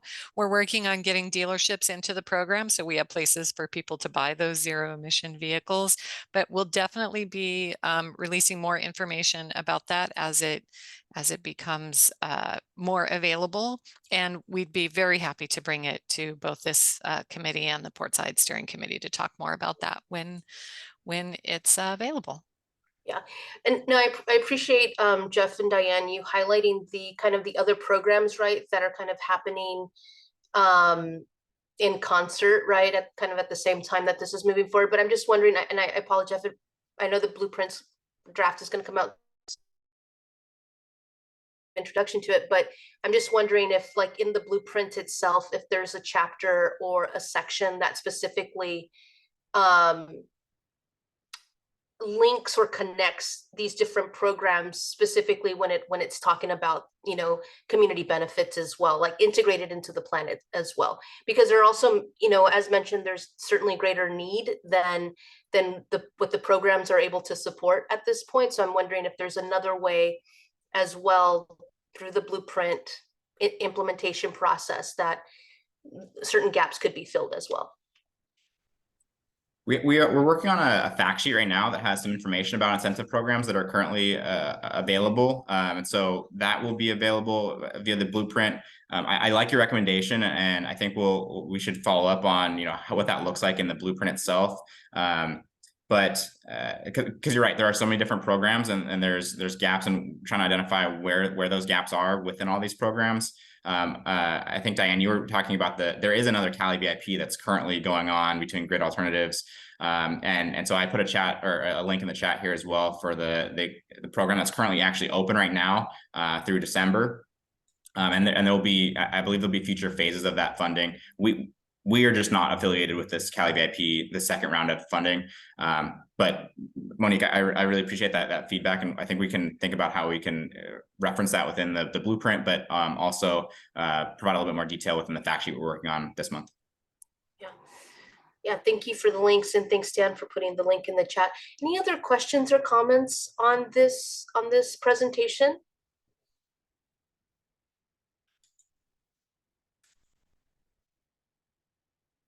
All right, well, thanks so much, Diane and Jeff. Well, the presentations, like I mentioned, are on the committee website page as well. So if there's something that you think of later on that you'd like to share, their contact information is on the last page of that. And also feel free to put your contact information, Diane and Jeff, in the chat box, or who they should be directing comments to as well, if folks have other comments that they'd like to share. So thank you all. I'm going to just transition to kind of the last section here of the agenda, just to kind of ground us in where we are in SERP development. Can everybody see my screen okay? Should show like SERP table of contents. Yes. The screen? Perfect, thank you. So everything that is highlighted in green are actually the sections or chapters of the SERP that the steering committee has already reviewed and provided input on. The yellow here is actually the presentation that you received from Kevin today in terms of a portion of chapter 3. And so appreciate your comments on that as well. And so there's only 2 sections that the steering committee has yet to review in terms of a document draft, or is yet to been presented, like been shared a presentation about these sections. And the next one is chapter 3, so the technical assessment, the emissions inventory data. This is something that the California Air Resources Board team, specifically, and her team have been working on.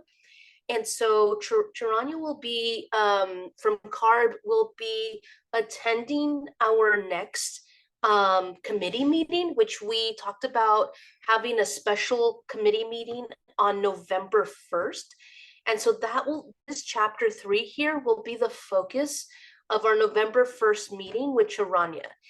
So you'll be seeing an email registration invite later this week for that November 1st meeting. Again, it's a special session because we wanted to ensure that we're staying on track with kind of our timeline. And so we needed to add an extra meeting in order to be able to ensure that you all have the opportunity to receive a presentation, review the information, provide feedback as well for this particular chapter. At that time as well, you'll also have Domingo will be taking the lead that evening. Unfortunately, I have another meeting on behalf of APCD that I'm facilitating that evening, but Domingo will also be sharing kind of high level what's in the CEQA chapter, or the chapter that is, I would say the CEQA chapter, so the California Environmental Quality Act chapter in the CERP. It's going to be really high level, but those are the 2 things that will be reviewed on November 1st. So with that, I want to just kind of also share kind of where are we in terms of what we've accomplished in the last 6 months, and where are we headed from here. So we are currently in the CERP document review phase. And as I mentioned in the previous slide, we've reviewed much of the CERP chapters already as a group, and you've all have provided feedback on that. But looking ahead a little bit, so in November, for the November meeting, not November 1st, but when we meet during our regular scheduled time, which I believe is the 15th. Is that correct, Domingo? Is it November 15th? I'm just thinking off the top of my head. I think you are correct.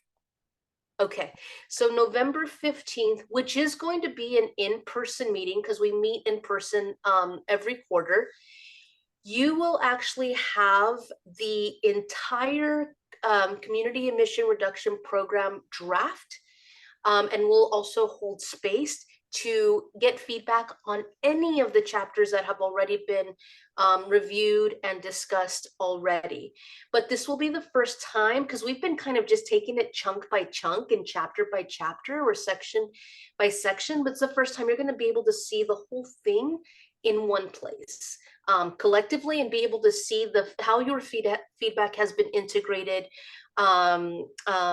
throughout the past several months as well. So that's going to be on the 15th. A question I have for the group is, as you see this timeline as well,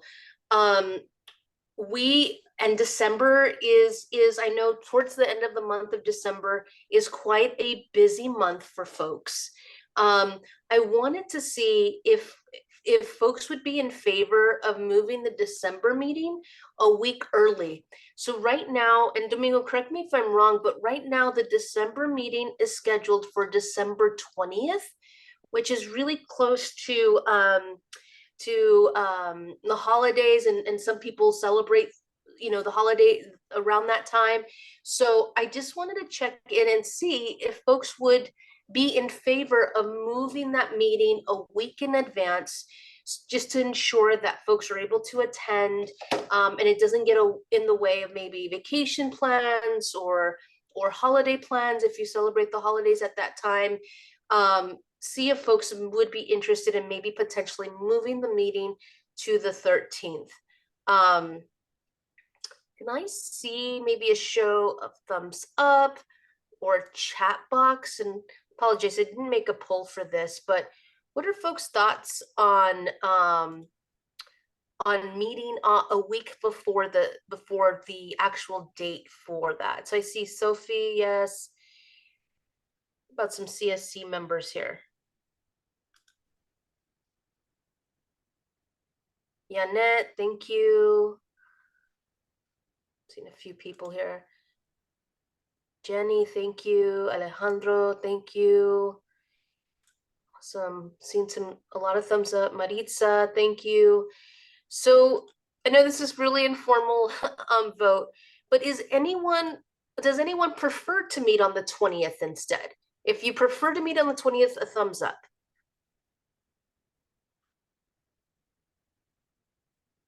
Okay, thank you for letting us know, Shelby. Okay. So given that, what we'll do is we'll plan to shift that meeting a week in advance. At that meeting, and let me go back to my, yeah, Wendy.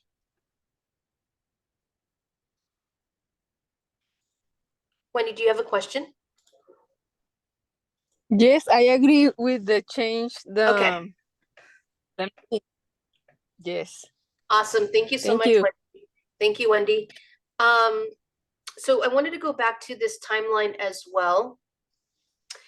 Ideally, and I say ideally, but again, if folks aren't ready, I want to be respectful of that and make sure there's space for that. Ideally, in order to kind of stay on track with this timeline and also thinking about the Air Pollution Control District's board as well and when they meet, ideally at the December meeting would be the meeting in which the CSC would take a vote whether or not to approve the community emission reduction program or to go back and make some further edits before the official approval from this committee. And so just wanted to kind of do a check-in with folks to see what folks' thoughts are about holding that December space. Again, to people could certainly continue to add feedback then as well if they'd like, but this would holding that space as well to take action to approve or either kind of keep the CERP draft open for additional feedback and comments. So I just want to check in with folks to see where they're at with that and what are folks' thoughts.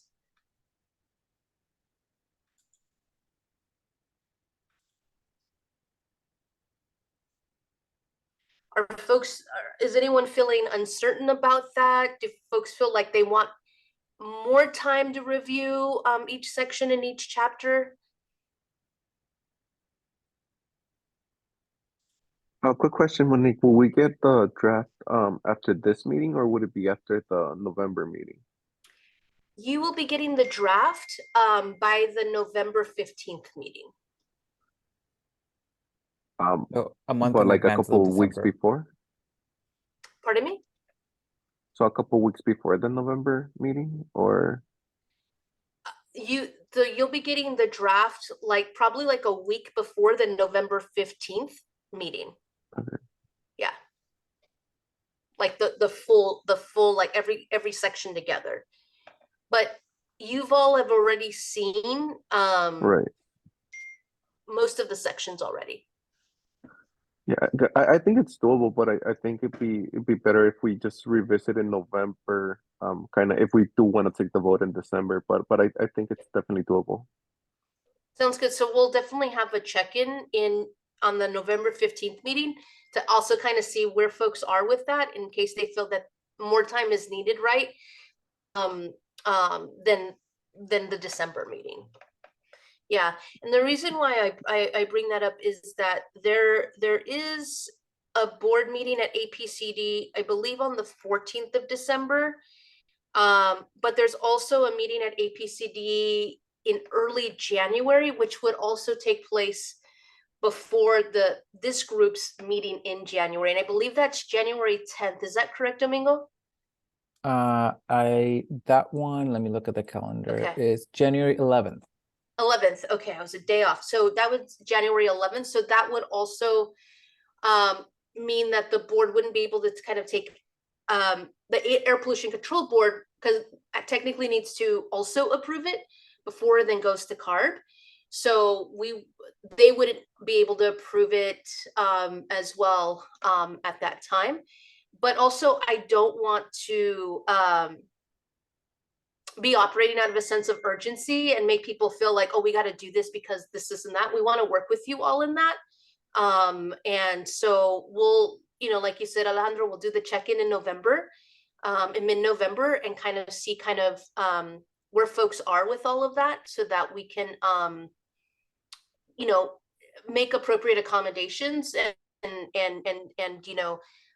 strategize to figure out, in terms of the Air Pollution Control District Board meeting, where that might fit in. If not December, not January, then when. But also making sure that we are meeting the commitments we made to both the CSC and also the California Air Resources Board too, in terms of our timeline as well. Any other questions or comments? I had a quick question. This is Shelby, and I represent the city, but I'm sure there's other partners and partner agencies too that may have similar thoughts about when we need to schedule kind of those one-off check-ins we mentioned last time, and when we need to do those, because I assume people are also juggling like multiple calendars with other people that aren't just the liaisons. Like maybe I'm more flexible, but other people that I want to have in that meeting, if we can maybe specify like when that meeting needs to happen and start coordinating that kind of intermediary meeting kind of that's an additional step sooner rather than later. I just want to flag that too.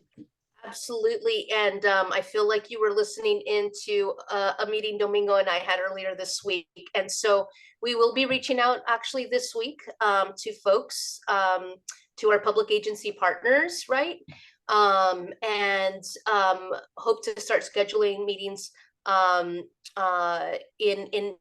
for early November if possible. But we'd like those meetings to take place if possible, maybe starting next Wednesday, Thursday, but if not, starting or is that the first week of November already? No, that's not. The following week as well. So start to get those meetings on the books. But yeah, I'm glad that you brought that up, Shelby, because we not only want to connect with the city, we want to connect with Caltrans, SANDAG, the EPA. Also, I'm trying to think of some other partners, our partners in Baja as well, right? And there's many other partners as well that we'd like to connect with. We've been working really closely with the California Air Resources Board, who have supported in drafting a couple of chapters, like the emissions inventory chapter, and then also CARB compliance chapter. But they've also have been providing input on strategies as well. Some strategies where they have a role to play as well. So they've also been providing input there. But appreciate you bringing that up, Shelby, because that is definitely on our minds, and we certainly will be reaching out this week to start getting those meetings set up.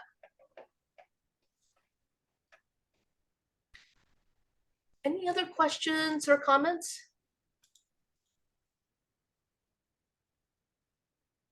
Awesome. And I just want to remind folks that our next meeting, which is a special meeting, is going to be on November 1st.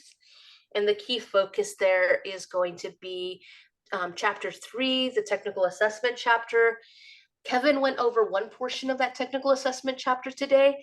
The second part of that is the emissions inventory data, which Sharanya and her team from the California Air Resources Board will be going over at our next meeting, which is on November 1st. As I mentioned, unfortunately, I'm unable to join you all that day, but Domingo will be facilitating the meeting that evening to get input and all. So with that, I just want to turn it over to see if folks have any public comments or updates that they'd like to share with the group before we head out. Liliana. Hi. Hi, good evening, everyone. And I don't mean to just add confusion, but we also have a blueprint. CARB also has a blueprint that's going to be going to our board on October 28th. And Monique has already sent a whole bunch of emails.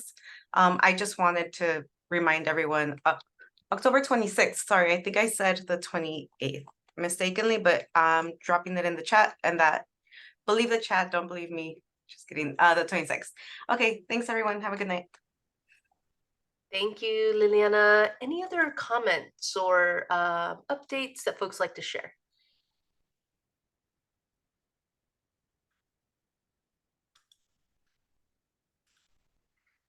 Awesome. Domingo, is there any last words you'd like to share this evening?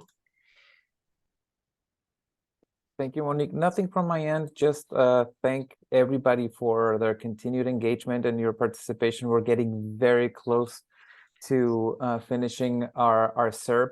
And again, just want to thank everybody and really encourage you to continue with this engagement, and looking forward to seeing you in our next meeting.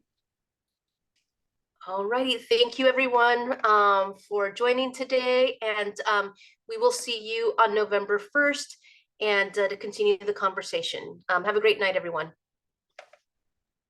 Buenas noches, gracias.